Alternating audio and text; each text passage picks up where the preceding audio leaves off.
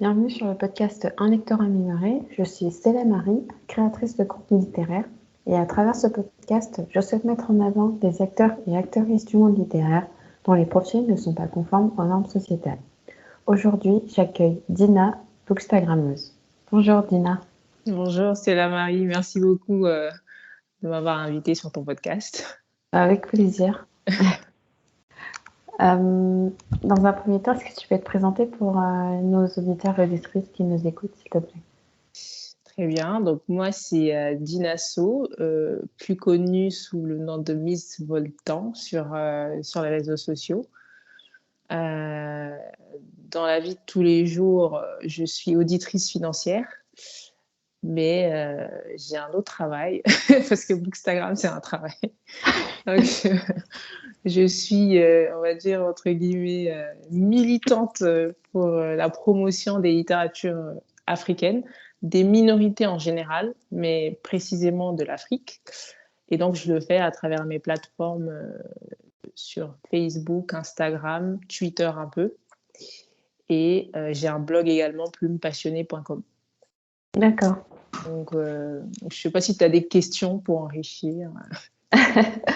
Oui, du coup, j'allais rebondir. Qu'est-ce qui t'a amené à être auditrice financière et par quelle formation t'es passée? Ah oui, alors, quand j'étais petite, je voulais être architecte comme mon père. Donc, dès 6 ans, je voulais être comme mon père. Puis après, quand j'ai eu le bac, du coup, je suis malienne, je suis d'origine malienne. Quand j'ai eu le bac, j'ai échangé avec mes parents. On a vu qu'en fait, le secteur de l'architecture était pas mal saturé au Mali. Donc, ils m'ont dit, mieux vaut faire autre chose, sinon, ce sera trop difficile. Et en plus, c'est une femme. Bon, c'est l'ancienne génération. Bon, c'était clairement... Mais Ouais. bon, manque de peau, j'ai choisi un métier où les femmes sont minoritaires aussi. Donc, voilà. Et donc, j'entame des études d'économie-gestion en tronc commun, comme ça, à la fac. Et en fait, dès le départ, quand j'ai fait mes recherches, quand il m'a dit que je ne pouvais pas être architecte, enfin que c'était mieux de ne pas être architecte, j'ai fait mes recherches c'est eux qui m'ont orientée vers l'économie-gestion. Et donc, moi, j'ai fait mes recherches pour voir des possibilités. Et quand j'ai vu Bac plus 8, euh, expert comptable, commissaire aux comptes, j'ai dit, c'est pour moi ça. Ah oui. Je leur ai dit, si je fais ça, je vais jusqu'au bout. Et donc voilà, c'est comme ça que je me suis lancée dans le cursus. Donc j'ai fait le cursus classique et éco-gestion. J'ai fait un master ensuite comptabilité contrôle audit. Et, et ensuite, j'ai fait un diplôme supérieur de comptabilité et de gestion, un autre diplôme d'État, un autre master 2. Et ensuite, 3 ans de stage, et 3 ans de stage où j'étais salariée en réalité, mais c'est un temps d'expérience nécessaire pour prétendre au diplôme en fait d'expert comptable et de commissaire aux comptes. Donc là, voilà, je suis en train de passer mon diplôme. D'accord. Ouais, donc c'est Et pas encore terminé c'est complètement. pas encore terminé. Donc, l'avantage ou l'inconvénient, c'est qu'on continue à travailler. Donc, on a quand même des revenus. On est salarié normal, mais on D'accord. travaille à côté, quoi. On étudie à côté. Voilà. Ok. Bon courage pour cette fin Merci. d'études. Il te reste combien de temps exactement? Là, je suis sur le mémoire. C'est vraiment la fin. Dès que je Ah suis oui. prête, je me présente pour la soutenance. D'accord. Donc, voilà, Ok. c'est comme si j'étais sur ma thèse, quoi. Et que Ouais, d'accord. T'es doctorante, entre guillemets. Voilà, c'est Ok, ça. ça marche. Bon courage. Merci. J'en ai côtoyé, enfin pas dans l'audit du coup, mais dans les sciences, dans Ah, les d'accord. microélectroniques et ouais, c'est pas facile. Et toi, Moi, t'es je dans quel secteur? là, la microélectronique, alors moi, j'ai pas fait de doctorat parce que non, D'accord. merci. J'ai fait un DUT en mesure physique et une école d'ingénieur en matériaux. D'accord. Ok. Et après, ouais, j'ai commencé à travailler dès mes 23 ans. D'accord. Ok. Voilà. Euh, donc, t'as grandi au Mali Oui, c'est avec ça. tes parents. Ok. Est-ce que t'as des frères et sœurs? Oui, nous sommes 3 filles. Ok. Ah, Ma sœur est là et ma grande sœur est mariée au Zimbabwe. Elle habite au Zimbabwe. d'accord. Ok. Voilà. Donc moi, j'ai grandi au Mali. Je suis venue en France après mon bac à 18 ans. Et Ok. voilà. Ça marche. Et comment tu l'as vécu ton arrivée en France? Alors, l'avantage, c'est que je connaissais déjà la France, parce que j'avais de la famille et j'étais venue quelques fois avec mon père notamment, et une autre fois avec ma sœur. Donc, j'étais pas trop dépaysée. Après, c'était souvent l'été, donc je connaissais pas encore Ah, la neige, l'hiver. Après, c'est vrai que j'ai rejoint ma grande sœur, donc c'était pas aussi difficile que ça. J'étais pas ouais, livrée à pas moi-même. toute seule. Elle m'a accompagnée, voilà. D'accord, Elle m'a ok. vraiment accompagnée. Mon père est venu aussi, il m'a accompagnée. Il est parti faire mon inscription à la fac. Enfin, Ah ouais. voilà, donc Ouais, ça s'est t'étais pas très bien entourée. exactement, c'était pas trop mal passé. Et de toute façon, le Mali étant une ancienne colonie, la culture est très imprégnée de la culture française, donc c'était pas vraiment un dépaysement pour moi. Ok. Et donc, ouais, pour en venir à ton activité de bookstagrammeuse, à ton travail, comme tu C'est dis ça, en c'est intro, un travail, c'est sérieux. pourquoi tu as eu envie de parler de livres sur les réseaux sociaux? Alors, au début, j'avais un compte Instagram, hein, comme toutes les jeunes filles à l'époque. De temps en temps, parce qu'à l'époque, je lisais surtout des thrillers polars. C'était mon genre de prédilection. Donc, j'en parlais de temps en temps. Quand j'en lisais qui me plaisait bien, j'en parlais. Et c'est quand j'ai commencé à fréquenter un club de lecture, le Book and Brunch. Je ne sais pas si tu le connais. Non, Ok, c'est un club de lecture où on parle enfin, tous les mois, on parle d'un livre autour d'un brunch, tout simplement. d'accord. Et donc j'ai commencé à y aller et c'est exclusivement des littératures africaines et afro-descendantes. Et c'est comme ça que j'ai été baignée dans ça parce que quand j'étais au Mali, c'est vrai que j'ai lu deux, trois classiques, c'était dans les programmes, mais majoritairement c'était vraiment des classiques français. Et donc j'ai pas grandi dans la littérature africaine en réalité. Et Mm. c'est en France que j'ai découvert vraiment réellement la littérature africaine. Et j'ai commencé à côtoyer ces femmes-là. Et pareil, sur Instagram, j'ai commencé à échanger avec des femmes d'origine africaine, mais qui ont grandi ici, qui m'ont ouvert les yeux sur le fait que c'était des littératures assez invisibilisées. Et à la FNAC, quand j'allais à la FNAC, parce que j'ai des amis qui me font lire des textes que je ne vois pas à la FNAC, qu'on ne retrouve pas en fait dans les librairies françaises. Mm. Et donc, quand j'ai compris ça, je me suis dit, il y a peut-être quelque chose à faire. Et au fil de mes lectures, j'ai vu aussi que la culture est très importante, que du fait de notre histoire, en fait, du fait d'avoir été colonisé, d'avoir été dépossédé de certaines choses, nous sommes, enfin, je m'inclus là-dedans, hein, mais quelque part acculturé. Enfin voilà, moi j'ai grandi, je connaissais pas les traditions, les Non, cultures. C'est maintenant pareil. que je suis en train de, tu vois, c'est Oui. maintenant que je suis en train de comprendre. Ah oui, c'est comme ça que ça se passe. Ah, c'est comme ça que ça se passe. Même dans mon propre pays, je le connais pas assez parce que c'est connu. C'était des techniques des colons quand ils arrivaient, ils, ils diabolisaient les religions des colonisés. Il déstructurait complètement la société, humiliait Mm. les anciens, enfin voilà. Et après, quand ils se retrouvaient avec une population complètement perdue, désœuvrée, il leur imposait leur culture, leur donc ça c'est Vraiment. le voilà pour les soumettre. Donc ça c'est le pouvoir de la culture. Et quand on sait ça, je me dis qu'il est nécessaire que les jeunes Africains commencent à Mm. connaître la littérature, à lire. Et je le vois hein, quand je conseille ces livres-là à des personnes qui ne lisent pas d'habitude, qui me disent oh, j'ai adoré ce livre, franchement, ça me parlait. Parce que habituellement, quand je lisais l'autre livre, j'arrivais pas à me projeter, ça ne me parlait pas. Et là, je me Mm. revoyais Te dans ma salle à reconnaissant. manger. Oui. C'est ça. Je me revoyais dans ma salle à La manger avec mes nourriture. parents, ouais, la Ouais. nourriture. Je vois certaines choses. Donc, ça fait quoi en moi? Ça résonne en moi. Et Mm. donc, et quelque part, d'un autre côté, on dit que les Africains ne lisent pas. Et peut-être parce qu'on les, on les assaille de livres qui ne leur Ouais, parlent c'est pas, ça. tout simplement. Donc, ça les inspire rien. Mm. Et donc, je me dis, voilà. Donc, c'est pour ça que je me suis orientée, parce qu'au début, je parlais vraiment de tout. Là, je me suis orientée. Je continue à lire de tout, parce que moi, Mm. je ne suis pas du genre à lire que des littératures africaines. C'est un début, mais après, il faut s'ouvrir au monde. Ouais, Je le ouais. fais. Mm. Mais ma page Instagram, mon blog, essentiellement, il y a essentiellement des livres africains qu'on ne voit pas partout. Voilà. Donc, ça Ouais. sert à rien de mettre en avant un Victor Hugo, un Maupassant, même si je Oui. les aime beaucoup. Voilà, on les voit partout. Tout le monde connaît. C'est Ouais. ça. Oh, mais par rapport à ce que tu viens de dire, il y a un livre que j'ai lu il n'y a pas longtemps qui s'appelle La porte du non-retour de Kwame Alexander. C'est un livre jeunesse qui vient de sortir là, pour la D'accord. rentrée littéraire. Et justement, c'est inspiré, donc il est ghanéen, et Mhm. d'origine ghanéenne.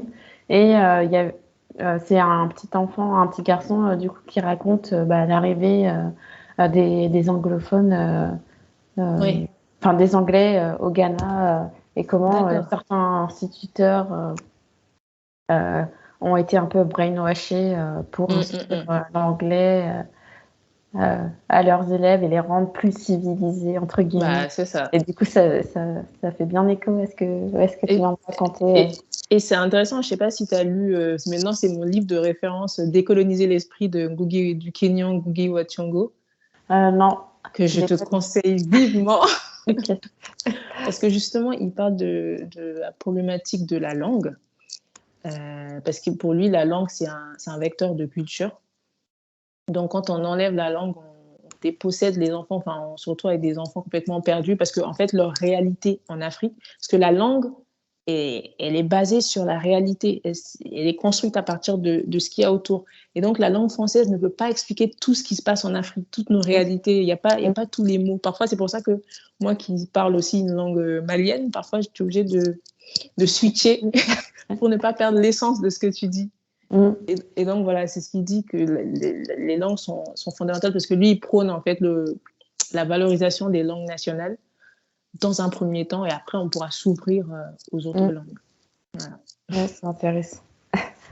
Ouais, moi, j'ai pas parlé la langue de mes parents, enfin, de la Tu, tribu à laquelle ils appartiennent. tu es d'où d'origine? Moi, je viens du Cameroun, Ah, du Cameroun, d'accord. Et ouais. quelle communauté? Ewondo. Ah non, ça, je connais pas. Je connais les Bassa, c'est au Cameroun, non? Ah oui, aussi. Ah, parce que j'ai lu un livre là-dessus, je pense. C'était Les maquisards de Emily Boom. Je pense que c'est du peuple Bassa dont elle parle, qu'ils ont lutté pendant la guerre d'indépendance du Cameroun, il Mm. me semble. Ouais, mais il y a plein d'histoires. Ouais. Et du coup, ouais, qu'est-ce que tu aimes partager le plus sur tes réseaux sociaux? Est-ce que c'est des avis de lecture? Est-ce que tu aimes proposer des débats? Alors, je sais que tu fais beaucoup de stories matinales. C'est vrai. Et c'est vrai que je raconte un peu ma vie. Non, c'est essentiellement, je dirais à 80-90%, c'est des livres. C'est vraiment en story, c'est beaucoup pendant ma lecture, les différentes émotions par lesquelles je passe et je me sens obligée de. Enfin, j'ai ce besoin de le partager. Et dans mon feed, bah, c'est essentiellement des livres ou alors des petits textes parce que l'écriture, c'est une autre de mes passions, même si j'y consacre pas beaucoup de temps parce que j'ai pas vraiment beaucoup de temps en ce moment. Mais voilà, c'est pour ça que j'essaie d'écrire, quand j'ai de l'inspiration, j'essaie d'écrire des petits textes que je partage. Mais c'est souvent en lien avec le livre. Donc, tout me ramène au livre. Ou alors mes émotions que je fais de partager, parce que j'ai vu que ça résonnait parfois chez les gens, enfin, ça faisait écho en eux. Et, et vu que j'aimerais, je sais pas, peut-être qu'un jour j'écrirai. Donc je me dis, enfin, je viens de finir un livre de Stephen King, Écriture, il dit qu'il faut se pratiquer, il faut Oui, beaucoup bah, lire, il faut beaucoup écrire. Donc dès que j'ai une occasion, dès que c'est un anniversaire d'une amie, d'une de mes sœurs, n'importe quelle occasion, j'écris un petit texte. Voilà, c'est pour c'est m'entraîner. mignon. Et t'as un genre de... Est-ce que ton genre d'écriture, c'est ton genre de lecture? Euh, je dirais oui, parce que essentiellement, je lis des romans qui parlent de la vie, des sociétés, de la vie en communauté. Enfin, voilà, c'est dans la catégorie, je pense, on le met dans la catégorie littérature. Tous les livres qui parlent d'un pays, d'une situation, d'émotions humaines, etc. enfin, de la vie, quoi. Parce que moi, je trouve que c'est passionnant de voir comment les gens Mm. Mm. affrontent la vie maintenant que je suis adulte et que je vois que la vie est dure. On souffre.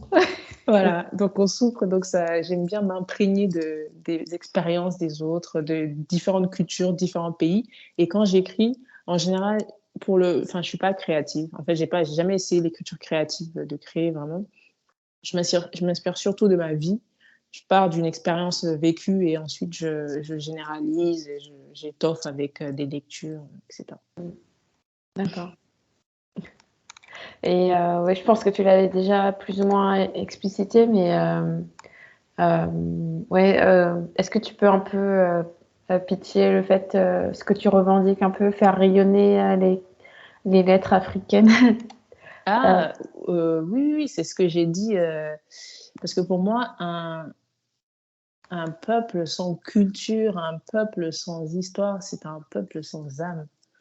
C'est un peuple qui peut être déstructuré facilement, c'est un peuple qui n'a pas d'attache. Et quand il y a l'adversité, quand il y a des problèmes, c'est ce sentiment d'appartenance-là, cette unicité qui nous aide, qui nous élève. Donc, pour moi, c'est essentiel. Et plus j'en apprends sur les cultures africaines, plus j'aime l'Afrique. J'ai jamais autant aimé l'Afrique que quand je l'ai quittée. Parce que quand j'y étais, voilà, j'étais dans ma bulle. Je prenais pas conscience de notre place dans le monde, de toutes les injustices, de toutes les oppressions dont on a souffert. Et là, aujourd'hui, enfin, mon cœur est totalement en Afrique, quoi. Et les gens n'aiment pas qu'on dise Afrique, mais pour moi, c'est Afrique parce que nous sommes une grande famille, en fait. Enfin, en tout cas, l'Afrique subsaharienne, mais même l'Afrique, enfin, le Maghreb, je lis aussi. Je lis toute l'Afrique, en fait. En fait, tous les peuples un peu opprimés, tous les peuples un peu invisibilisés m'intéressent. Voilà. Et donc, c'est pour ça que je trouve que c'est essentiel de retourner à nos sources et d'être fier d'où l'on vient, de lire ces gens-là. Parce que moi, je lis essentiellement des auteurs du XXe siècle. C'est vraiment des auteurs un peu avant l'indépendance, pendant l'indépendance, après l'indépendance, il y en a pas mal qui sont décédés.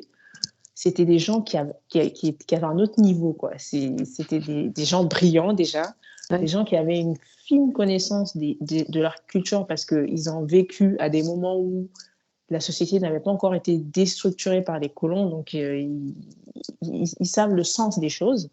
Et donc, tous leurs textes sont nourris de ça, les textes sont authentiques, quoi. Ils ont pas besoin d'en faire trop, ils ont leur style propre, ils ont leur histoire, enfin... Et là, je fais des immersions par pays et je vois des similitudes parmi nos différentes communautés, nos différents pays, nos différents peuples. Et donc, c'est pour ça que je m'exprime en disant l'Afrique, parce que pour moi, nous sommes une grande famille et moi, j'ai de l'amour pour tous les Africains, quoi. Voilà, c'est un peu... Mais vous verrez, plus vous lirez des auteurs africains, plus vous serez déchaînés comme moi. C'est vrai que tu combles un peu ce que tu n'as pas eu avant. Exactement.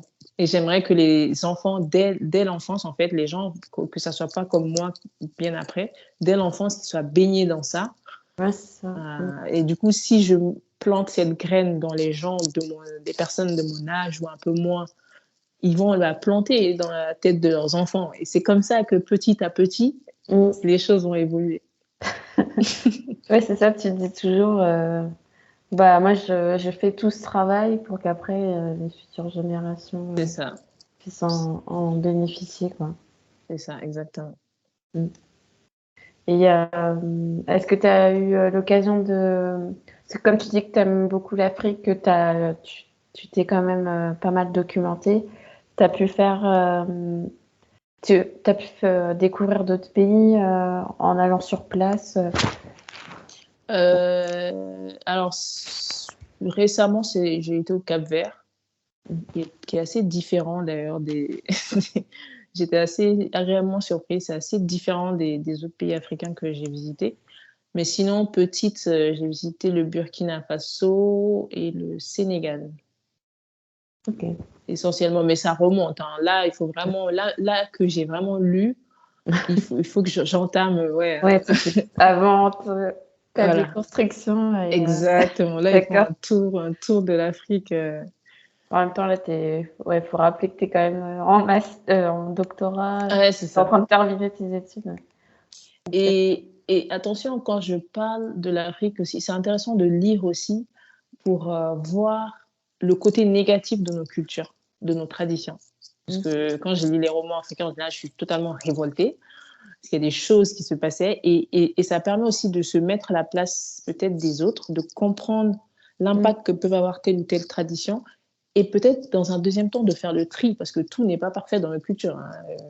Parfois, c'est ce que je dis. Souvent, je dis, j'aimerais avoir le meilleur de la culture française et de la culture malienne. Parce qu'il y a des choses qui me dérangent dans les deux. En fait, les deux, je suis imprégnée des deux, mais des deux côtés, il y a des choses qui me dérangent. Quoi. Donc voilà, c'est pas parfait non plus. oui, bah après, c'est un peu la vie de manière générale. Tu as C'est toujours un ça, truc qui va exactement. contrebalancer le Ouais, positif et le négatif. c'est ça. Et je le précise parce que avec les mouvements panafricains, enfin, les choses qui se passent en ce moment, les gens ont tendance à ne pas parler des côtés négatifs, à que mettre, à parler d'une société précoloniale merveilleuse, sans problème. C'est pas vrai. Oui. Ouais, bah, oui, l'humain n'est pas parfait, C'est ça. qu'il ait été opprimé ou Mm. non. Tu m'as dit que tu avais participé à ton club de lecture. Est-ce que tu as fait d'autres événements Alors, littéraires ou ouais, liés à... alors c'est essentiellement le club de lecture. Déjà, j'y étais j'y suis allée comme participante pendant 1 an, mais ensuite, j'étais tellement une participante dévouée qu'ils m'ont proposé de devenir animatrice. Donc, j'ai fait pendant 1 an. C'était une expérience vraiment très, très enrichissante. J'ai rencontré plein d'Afropéennes, d'Antillaises. Enfin, je les aurais pas rencontrées en d'autres circonstances, donc ça m'a vraiment enrichie. C'est par ce biais-là que j'ai découvert aussi la littérature antillaise qui est très, très intéressante et très empreinte de mysticisme. Voilà. Par ce biais-là également, on a fait un événement commun avec la scène littéraire. Une fois, la scène littéraire, c'est une association qui décerne un prix Les Afriques. Donc, c'est vraiment créé par une Camerounaise d'ailleurs, Flore Agnès, qui alloue un prix Les Afriques, qui commence à se développer, à se faire connaître, quoi, parce qu'il y a tout un tas de prix et on se rend compte qu'en Afrique, il n'y a pas vraiment de prix. Il y a quelques prix, mais à chaque fois, derrière, il y a des financeurs étrangers. D'accord. Voilà, donc, c'est un peu biaisé. Donc là, c'est vraiment un prix par les Africains pour les Africains. Et donc, on a fait un événement commun très intéressant. On a invité l'auteur et j'étais animatrice. Donc, c'était de beaux souvenirs.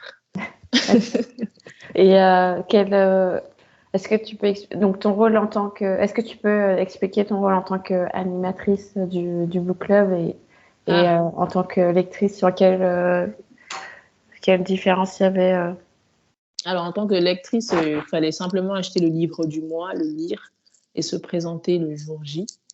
Et on échangeait. Les animatrices préparaient un certain nombre de thèmes et on échangeait, on débattait. Voilà.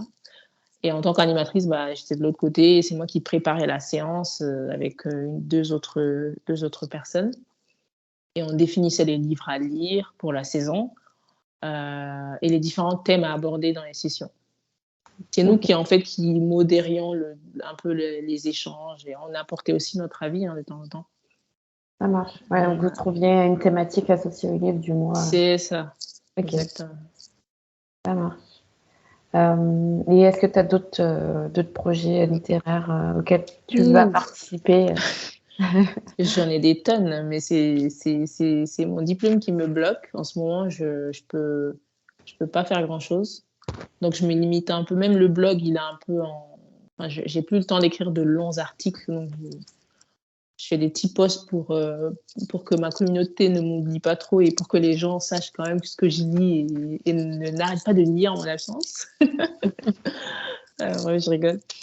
Et donc, je fais ça, mais j'ai vraiment pas de temps en ce moment. Donc, mais quand j'en aurai, j'ai plein de projets. J'ai tu veux savoir sur le court terme ou sur le long terme? Écoute, tu peux me dire les deux. Si tu as Le envie de divulguer, alors, bien sûr, parce que je sais qu'il y en a, quand c'est un peu sérieux, préfèrent garder pour. Oui, mais c'est Ouais. peut-être éventuellement, je sais pas, enfin un club de lecture, c'est pas à exclure. Euh, Prendre de plus à bras le corps mon blog, enfin créer un autre site, faire une vraie plateforme. Bon, ça, j'en parle pas trop parce que je sais pas encore. Faut que je vois avec ma sœur qui est développeur, c'est elle qui Ah, s'occupe, cool. c'est elle qui va s'en occuper. Après, en fait, j'aimerais vraiment en faire une activité à côté, quoi. Un truc vraiment où je m'investis, j'investis la majeure partie de mon temps libre dans ce projet-là. Et à plus long terme, mon rêve, ce serait d'avoir une librairie, salon de thé, où les Ah, gens vont lire, déguster du café que j'adore, des petits gâteaux. ça serait bien. Bah, du coup, à Paris, C'est la question. Est-ce que ou à la base, ça devait être au Mali, mais je sais pas où je serais à ce moment-là. En fonction de la situation, je sais pas si tu suis, mais la situation au Mali est un peu compliquée.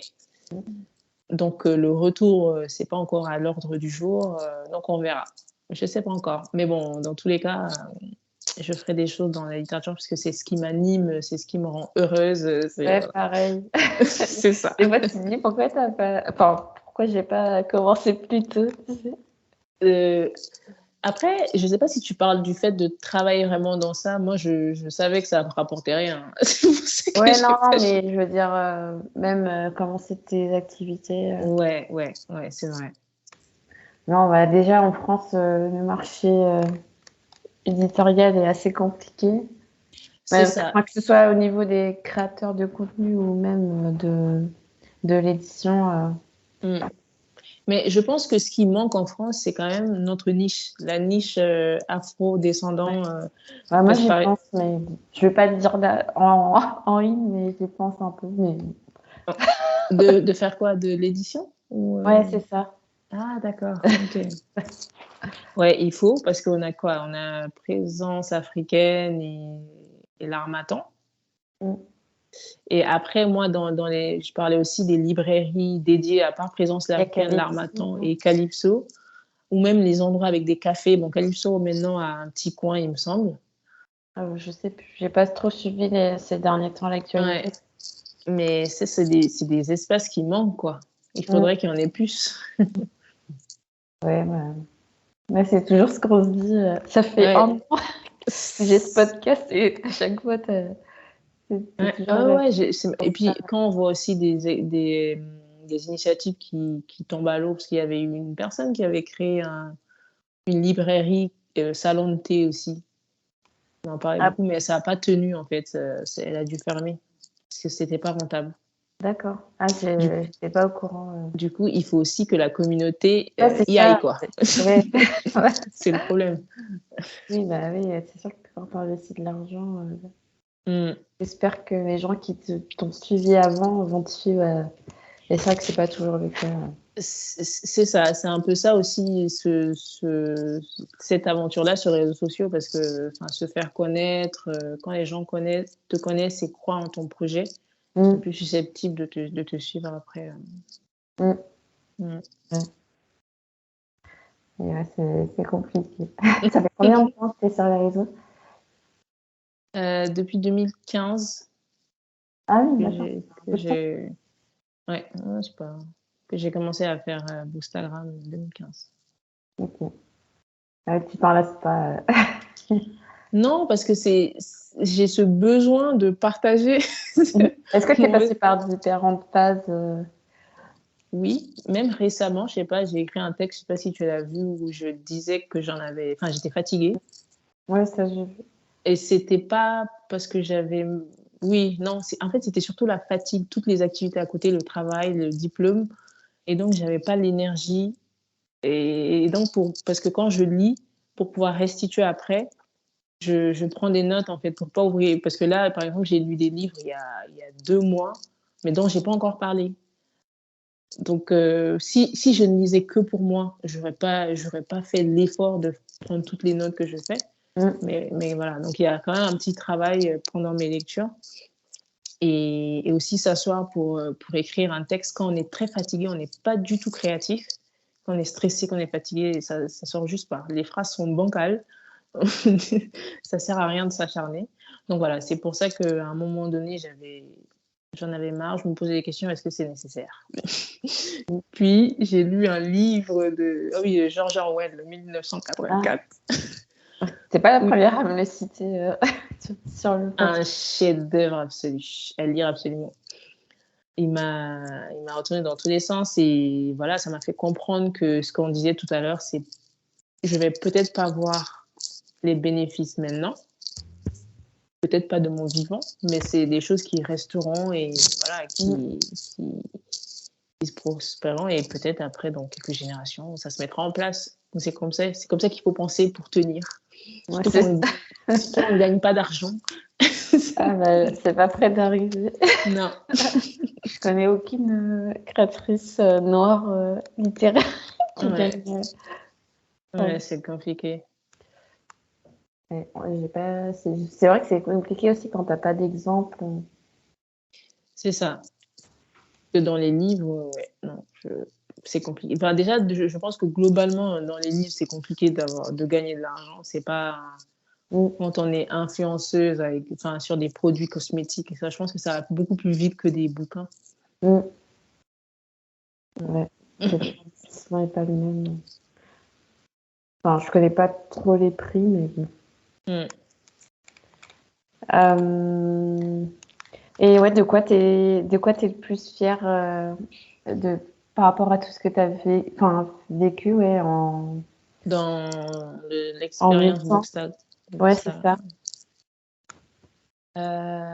je pense que ce dont je suis le plus fière, c'est le concours d'Ina Reads and Share parce que en fait, c'est parti juste comme ça. Un jour, en fait, je faisais le tri dans mes bouquins et je me suis rendu compte qu'il y a des livres que je n'aimais pas vraiment.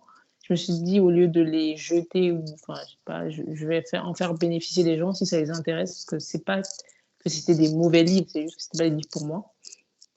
Et les gens se sont manifestés en masse, ils étaient contents, ils voulaient absolument gagner. Ceux qui ont gagné étaient et moi, ça m'a fait vraiment chaud au cœur. Quoi. Je me suis dit, waouh, j'avais les livres pour avoir un tel impact sur les gens. Enfin, je sais que ça a cet impact-là sur moi, Mm. mais ça fait plaisir de voir des gens, même qui ne lisent pas régulièrement, qui étaient vraiment contents d'avoir ces livres quoi, pour pouvoir se lancer, etc., parce que je leur donne envie. Et donc, c'est comme ça que je me suis dit, bon, moi, ça m'a rendue heureuse. Je me suis dit, je veux ressentir ça tous les mois. Je veux ressentir ça régulièrement. Donc, c'est un peu égoïste aussi parce que ça me fait plaisir. Quand je le Ouais. fais et que la personne est contente, surtout quand j'annonce les gagnants, ils sont tellement contents, ils vont en message privé. Oh, je suis trop contente et tout. Et Mm. après, il y a des cas où ils ne reçoivent pas le livre hein, parce que c'est Ah, beaucoup des personnes sur le continent qui gagnent. J'envoie par la poste et parfois, dans certains pays, ça se perd. Il y en a, ils le reçoivent 2 mois plus tard. Il y en a, ils le reçoivent deux semaines plus tard. Il y en a, ils ne le reçoivent pas du tout. Mais heureusement, c'est à la marge. Et quand c'est comme ça, moi, je peux rien faire. mm. Bon, c'est le risque. Mais voilà, globalement, c'est ce concours-là et j'ai pu tenir, même si je suis en retard. Hein, je dois faire celui de mai 2023. Mais bon, j'arrive à. Ça fait 2 ans, ça fera 2 ans en juillet. Enfin, quand j'aurai. Ouais, ça fait 2 ans là que je le fais. Donc, c'est. Ok. Ah, ouais, Voilà. donc, mais ça veut dire que tu as quand même masse. Enfin, tu as beaucoup de bouquins à évacuer. Je veux dire, tu as accumulé pas mal de lectures pour être capable Mm. de faire bénéficier Ah oui, tous bah les ouais. mois. Mm, mm, mm, mm, mm. Et Oui. j'ai plein d'autres titres, mais il y en a pas mal qui sont en anglais. Les gens devraient se mettre en anglais parce on va avoir un problème. Mm. C'est des livres qui sont pas traduits, donc enfin, c'est dommage de passer à côté, quoi. Mm. Mm. Tu as plutôt un lectorat. francophone, c'est ça?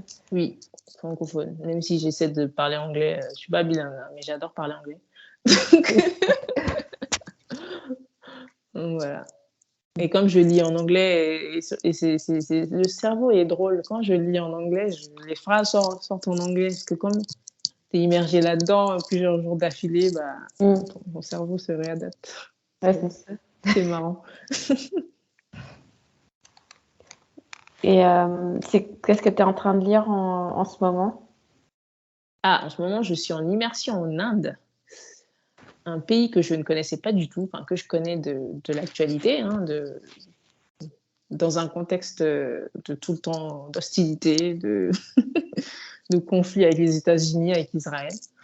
Et donc, je me suis dit, bon, tiens, en fait, je flânais à la FNAC et je suis tombée sur un livre, j'ai lu la quatrième de couverture, ça m'a intéressée et j'ai vu que c'était de l'Inde. Donc, je me suis dit, tiens, je vais faire une immersion en Inde. Et c'est comme ça que l'idée m'est venue.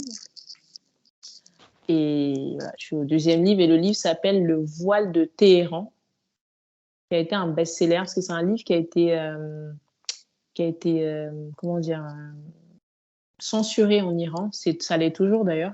Ouais. Mais qui a été vendu dans le monde et qui est devenu un best-seller. Parce que c'est un peu autobiographique. Ok. Et c'est publié chez qui? Oula, j'ai oublié. Oui, j'ai oublié. À vérifier, mais oui, j'ai oublié. Mais en tout cas, moi, je l'ai en poche. Et voilà, c'est l'histoire, Enfin, je sais pas trop. Là, c'est une jeune fille, en fait, qui ne rêve que de faire des études, qui est dans une famille un peu conservatrice. Elle est dans cet environnement-là, oppressée par ses frères. Il y a que son père qui l'adore vraiment, qui veut qu'elle continue. Un père hors du commun, hein, parce qu'on est quand même en Iran. Et donc, elle se bat pour faire des études, mais après, voilà, il y a tout un tas de choses. Elle est obligée d'être mariée, elle a des enfants, elle doit arrêter ses études. Donc voilà, je pense que là, j'ai lu 200 pages sur 400, donc je pense qu'on va suivre un peu. J'ai du mal à savoir où m'emmène l'auteur, mais ouais. après, c'est sa vie. Oui, parce qu'en 200 pages, il s'est passé tellement de choses. Et elle a fait l'école, et elle s'est mariée, elle a eu des enfants, voilà. Donc, c'est assez dense. Et c'est écrit petit et 600 pages. Donc, je pense que ça va être un grand livre, je pense. Très intéressant. Et j'apprends beaucoup sur la culture indienne. Déjà, avec le premier, c'était la même auteure, hein, à tous ceux qui sont partis, à tous ceux qui sont restés. C'est ça le titre.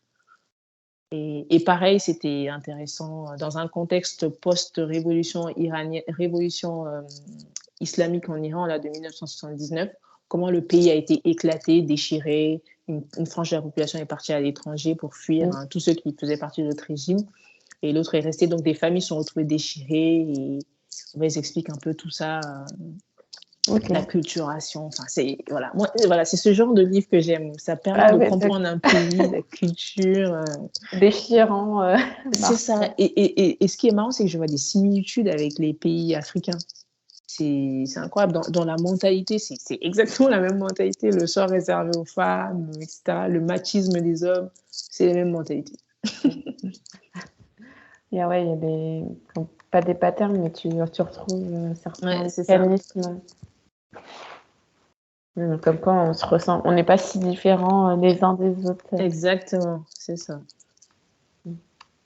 Et j'avais une question aussi avant de te lancer sur les réseaux et d'entamer toute cette déconstruction. Est-ce que tu lisais avant? Oui. Donc j'ai grandi avec les livres depuis que j'étais petite. Mon père, il n'avait pas beaucoup lu, donc il tenait vraiment à ce qu'on lise. Donc c'était lui, il n'y va pas par quatre chemins, c'est pas par la douceur, c'est l'obligation, c'est la tyrannie. Il nous forçait à lire. Et moi, ça me dérangeait pas. C'était le truc qui me dérangeait pas, quoi. Ça dérangeait mes sœurs. Mais moi, voilà, je lisais, mais sans plus. En fait, je savais pas que j'avais une passion pour ça. C'est juste que c'était facile pour moi de lire. Pareil, à l'école, on avait des livres imposés. Et je les lisais, voilà, j'aimais bien les exposer quand il fallait passer devant la classe pour parler du livre, répondre aux questions, j'adorais. toujours sans savoir que, enfin, je sais pas. Parce que au Mali, les notions de passion sont pas mises en avant, en fait, surtout quand il s'agit de culture, d'art comme ça. Mm. On va pas, bon, il nous disait de lire, mais c'était surtout pour l'expression orale et écrite, hein. Pas plus. Ils Ok. s'attendaient pas. D'ailleurs, aujourd'hui, ils sont tous choqués. Enfin, mes parents, ils trouvent que j'exagère. Ils s'attendaient pas à ce que ça devienne une passion. Voilà. Donc, j'ai grandi comme ça. Et quand je suis venue en France, parce que mon père avait l'habitude de nous acheter des livres quand il voyageait. Au Mali, il n'y en avait pas beaucoup. Il y avait des librairies, mais bon, il n'y avait pas beaucoup de choix. Et quand Mm. je suis arrivée en France, je me suis inscrite à France Loisirs dès ma première année. Et c'est comme ça que j'ai commencé à recevoir des livres régulièrement, petit à petit. Et je me disais, ouh, je commençais à soupçonner une passion. Je me dis, mais attends, j'aime beaucoup lire en fait. Ça me permet de m'évader. Du coup, à ce moment-là, je lisais beaucoup de thrillers. Donc, les enchaînais, pardon, tout le temps, tout le temps, tout le temps. Et j'ai pris conscience, en fait, vraiment conscience de la chose quand j'ai intégré Bookstagram et que j'ai vu qu'il y avait d'autres gens comme moi qui aimaient Mm. beaucoup lire et qui aimaient beaucoup en parler. J'ai dit, ah, mais en fait, c'est un truc. Donc, en fait, c'est comme ça que c'est comme ça que j'ai réalisé que j'avais une passion.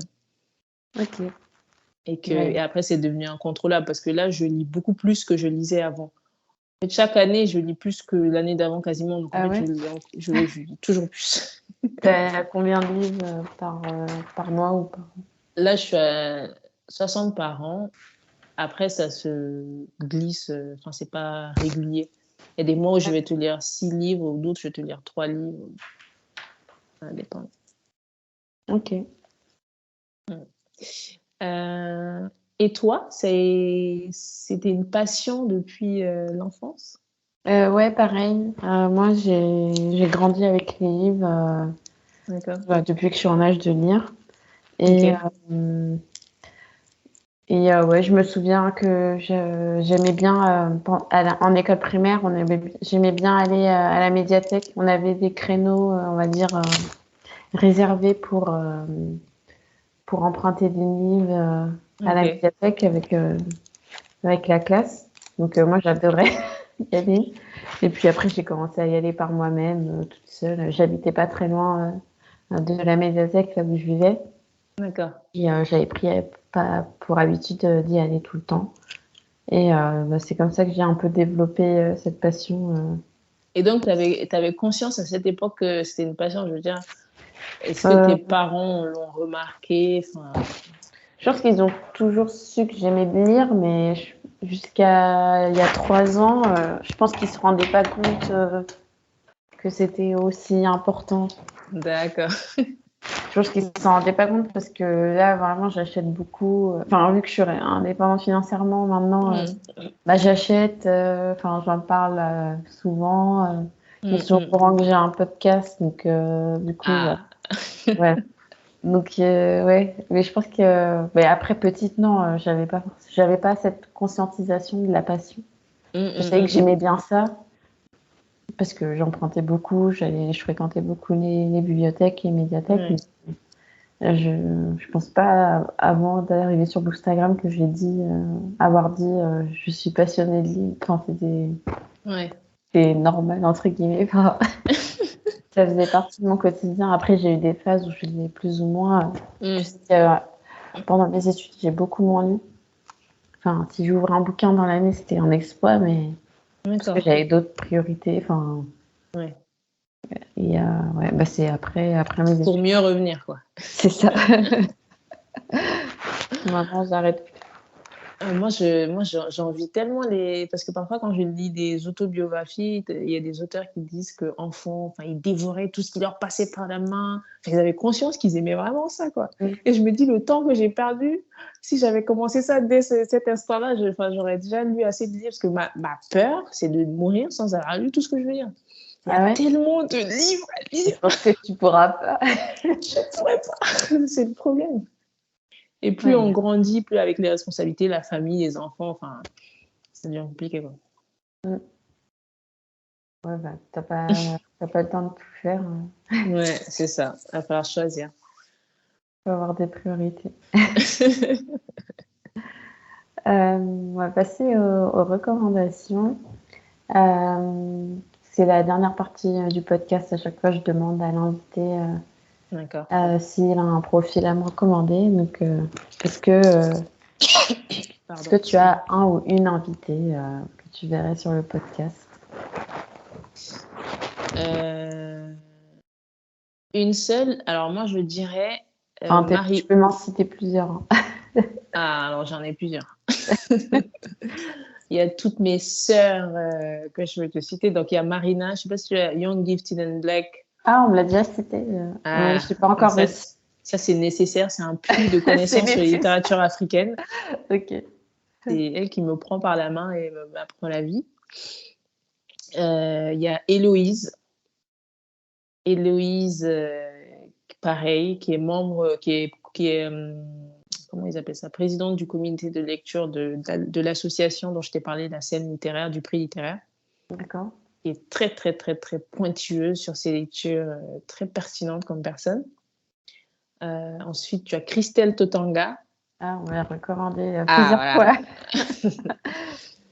Voilà, Christelle qui dit que lire, c'est son pouvoir, c'est son super pouvoir. Donc, elle est pareil, c'est toutes des femmes brillantes, en fait, pertinentes. C'est des femmes avec qui j'échange régulièrement. Et on n'a pas les mêmes manières de penser, c'est ça qui est intéressant. Donc, voilà, c'est enrichissant. Et enfin, il y a Jessica qui fait le podcast Aquabook. Tu connais. Oui, je connais. Qui est une grande lectrice aussi. Donc, voilà, c'est les quatre femmes que je te recommande. Merci beaucoup pour ces profils, ces high profile. Comment c'est ça, c'est mes gossures. Est-ce que tu peux rappeler aux éditeurs et auditrices où est-ce qu'on peut te retrouver, s'il te plaît? Oui, alors sur Instagram, Miss Voltan, Miss-8 Voltan. Sur Facebook, Dina So, Dina avec Y, So, S-O-W. Et sur Twitter, Miss Voltan également avec un point cette fois. Okay. Et sur mon blog, www.plumepassionné.com. Ça marche. Mais écoute, merci beaucoup de m'avoir accordé un peu de ton temps Merci à toi. Le podcast. Et je remercie les auditeurs et auditrices d'avoir écouté cet épisode d'un lecteur amélioré. Et je vous dis à tous et à toutes à très bientôt.